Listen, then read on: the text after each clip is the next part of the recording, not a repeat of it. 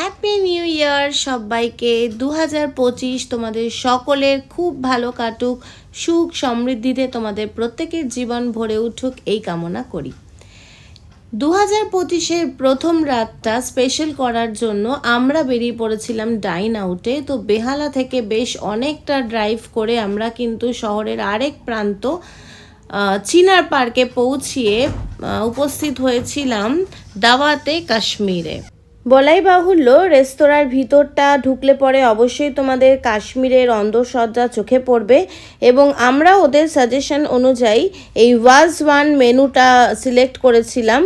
Was one হলো কাশ্মীরের একটা মাল্টি কোর্স মিল, যেটা মেনলি হচ্ছে মিট বেসড। মিলটার চার্জ পড়েছিল 3000 মতন। যাই হোক, যেটা বিশেষভাবে বলার সেটা হচ্ছে আমার কাছে যেটা ভীষণ স্ট্রাইকিং লেগেছিল যে খাবার শুরু করার আগে এরকম হাত ধুয়ে কাশ্মীরি স্টাইলে আমাদের সিটে বসেই হাত ধুয়ে দিচ্ছিল এবং রেস্তোরাঁটার যারা সার্ভিং বয় তারা কিন্তু প্রত্যেকেই ভীষণ ওয়েল বিহেভড। তো যাই হোক, এবার আমাদের মিল সার্ভ করে দিল এবং মিলের মধ্যে যেটা ছিল সেগুলো হচ্ছে রিশতা, মানে মিট বল, এগুলোকে রিশতা বলে। তারপরে রোগান জোস ছিল, চিকেন কাবাব, মাটন কাবাব, গোস্তাবা এরকম, আর স্টিম রাইস তো অবভিয়াসলি ছিল উইথ স্যালাড। আর সেটা হচ্ছে তাবাক মাছ, যেটা মিট দিয়েই তৈরি।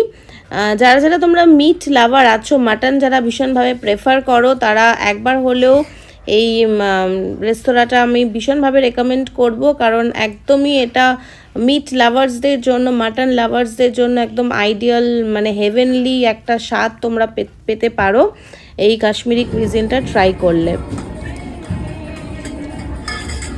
বন্ধুরা, এখন আমরা দাওয়াতে কাশ্মীরের দাওয়াত